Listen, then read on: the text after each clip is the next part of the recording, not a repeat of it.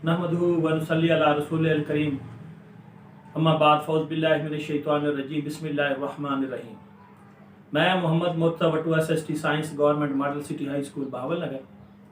आज का मौजू बड़ों का हुक्म मानो, उनका एहतराम करो और उनके तजर्बात से सीखो। मेरा मौजू आप या मेरी तकरीरों को आप Quran and physics YouTube channel पर या फेसबुक पर मोहम्मद मुर्तज़ा वटू लिख कर देख सकते हैं। क्योंकि मेरा मौजू बूढ़ों का एहतराम, बड़ों का एहतराम, बूढ़ी माओं का एहतराम, उनका हुक्म मानना। एक मिसाल पेश करता हूँ या एक कहानी सुनाता हूँ जिससे मेरा मौजू समझने में आपको आसानी मिलेगी। एक दफ़ा एक गांव से एक बारात जा रही है और दुल्हन वालों ने कहा कि बाराती नौजवान होने चाहिए कि बूढ़ा बंदा नहीं आना चाहिए।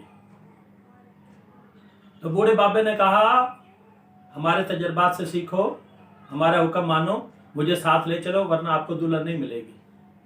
बूढ़े के इसरार पर उन्होंने बूढ़े को संदूक में डाला और साथ ले गए। आगे से दुल्हन वालों ने ये कहा कि आपको कहा था 70 बंदे आए, ठीक है अब 70 तो आ गए, अब आपको 70 बकरे खाने पड़ेंगे तब हम आपको दुल्हन देंगे वरना हम आपको दुल्हन नहीं देंगे। तो वो सोचने लगे 70 बंदे तो 70 बकरे तो एक वक्त में खाने बड़े मुश्किल है। वो बाबे के पास गए, बाबा अब कोई मशवरा दे कि आपके तजर्बे से कोई सीखें, ये दुल्हन नहीं दे रहे। उसने कहा कि उनको कहो कि एक एक बकरा पका पका के आपको दें, आप एक एक बोटी खाएंगे तब तक भूख लगेगी, फिर नया बकरा आएगा, इस तरह आप 70 बंदे 70 बकरा खा जाएंगे। और हुआ ऐसे, 70 बंदे 70 बकरा भी खा गया और उनको भूख भी ना मिटी और उन्होंने बाबे के तजर्बे से अपनी दुल्हन ली और वापस आ गए। ये बूढ़े बाबे अपने बच्चों की तरबियत किस तरह से करते हैं। बिजनेसमैन है, अपने बच्चों को दुकानदारी और कारोबारी गुर सिखाते हैं। मौलवी मदारिस के अंदर बच्चों को अदब एहतराम, सर पे टोपी पहनना या पगड़ी पहनना और नमाज सिखाते हैं। सियासतदान अपने बच्चों को हलाकू खां और चंगेज खां की किताबें पढ़ने का मशवरा देते हैं और कानून की तालीम पढ़ने का मशवरा देते हैं और डेरादारी चलाने का भी गुर सिखाते हैं। अब वालिदैन का अपने बच्चों पर यानी वालिदैन के ख्यालात का अपने बच्चों पर कैसे असर होता है, ये वाकया इंजील में लिखा हुआ है। हजरत ईसा अलैहिस्सलाम समंदर के किनारे अपनी भेड़ों को पानी पिलाने के लिए जाते तो उन्होंने वहां समंदर के किनारे रंग बिरंगे कपड़े टांग दिए। भेड़ें पानी पीती रहती और उन कपड़ों को देखती रहती। जब कुछ अर्सा गुजरा तो भेड़ों के जो बच्चे पैदा हुए वो रंग बिरंगे कप पैदा हुए जैसे कपड़ों का रंग था। क्यों कि जब भेड़ें वहां जाती तो उनके पेट के अंदर जो बच्चे थे वो बार बार भेड़ें उन रंग बिरंगे कपड़ों को देखती और वो ख्यालात उनके माइंड में आते और इस तरह से उनके रहम के अंदर बच्चों पर भी उनके ख्यालात का असर हो गया।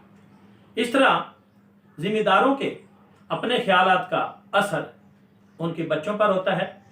इसकी मिसाल ऐसे ही है जैसे तहसील मिंचनाबाद के अंदर बाबा नाजर कालूका साहब बड़े सियासतदान हुआ करते थे। उनके बेटे मियाँ खादिम हुसैन वट्टू साहब MNA बड़े सियासतदान थे।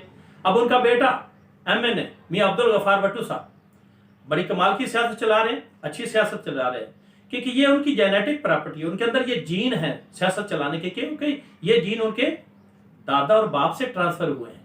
इसलिए जो बड़े होते हैं वो अपने बच्चों को उसी तरह की तालीम देते हैं ताकि वो उनके बच्चे आने वाले वक्त में अपने इलाके में अपनी सरदारी कायम रख सके और अपना नाम पैदा कर सके।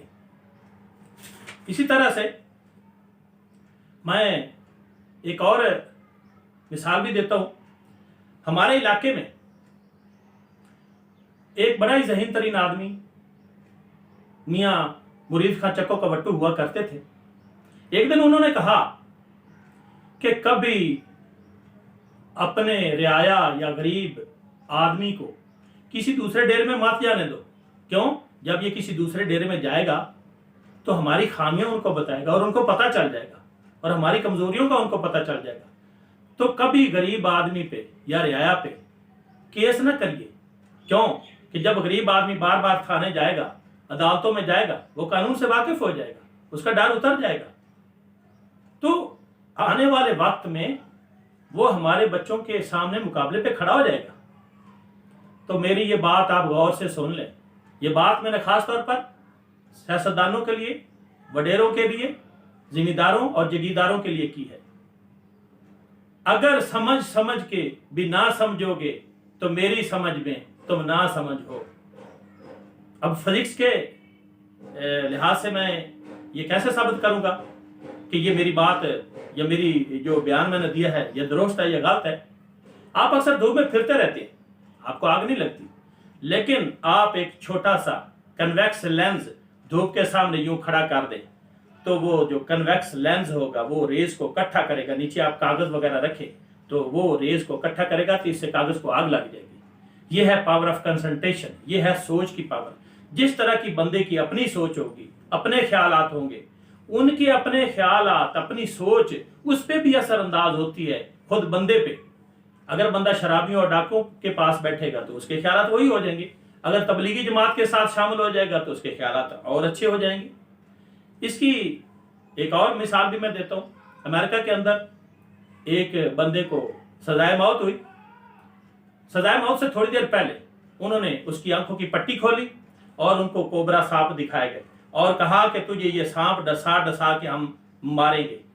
फिर उसकी पट्टी बांध दी गई और पट्टी बांधने के बाद उसको 2-4 दफा सुइयां जब चुभोई गई तो उसने यही समझा कि मुझे तो सांप ने काटा है, और वो सुई चुभने से ही मर गया। जब उसका पोस्टमार्टम हुआ, पोस्टमार्टम के बाद पता चला तो उसके अंदर से जहर बरामद हुई कि उसके उस दिमाग ने सोच लिया था कि मुझे तो सांप ने काटा है, हालांकि उसको तो सुई चुभोई गई थी। इसलिए जैसे ख्यालात होंगे, जैसी सोच होगी, आप वैसे ही बन जाएंगे।